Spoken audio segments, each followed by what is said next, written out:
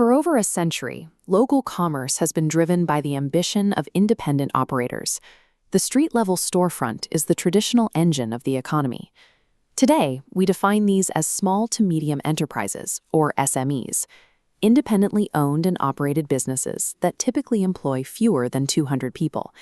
They generate the majority of national employment, drive grassroots innovation, and contribute heavily to the overall gross domestic product. Yet despite acting as the structural foundation of the modern economy, a massive percentage of these businesses will face forced liquidation during their initial establishment phase. This chart illustrates the mathematical reality of year one. The volume of early-stage closures dwarfs the number of enterprises that manage to stabilize. Look at the projection for years 2 through 5. The probability of survival drops exponentially with each passing quarter. This attrition rate reveals a harsh truth. An SME's survival is rarely dictated by the quality of its initial product idea. It is dictated by the rigor of its planning process. A business plan cannot be a static document filed in a drawer. It has to act as a dynamic, reactive framework, a living blueprint that guides decision-making.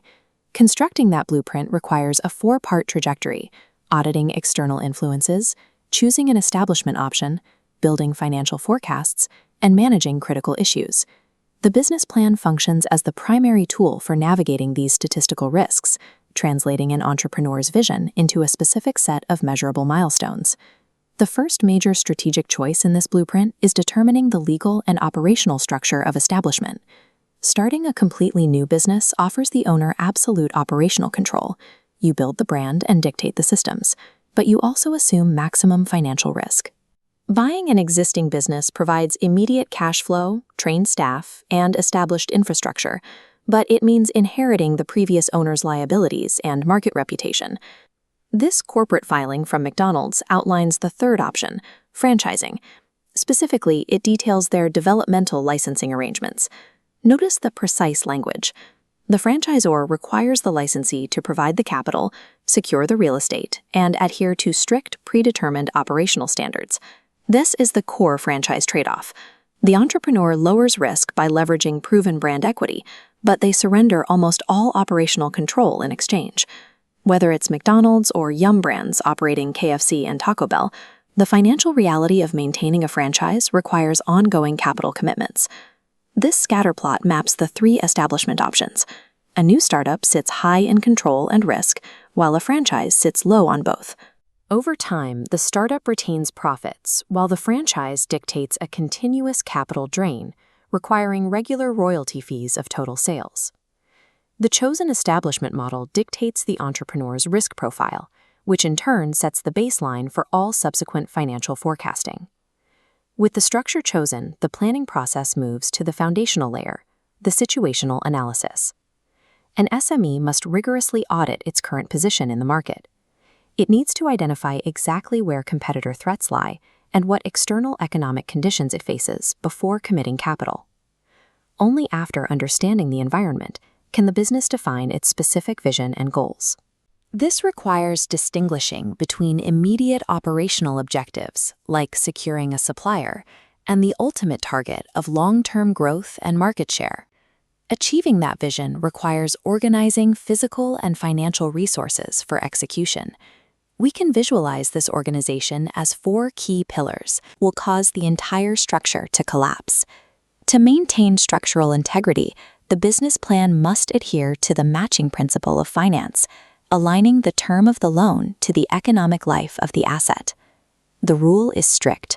Short-term assets, like inventory, must be funded by short-term finance.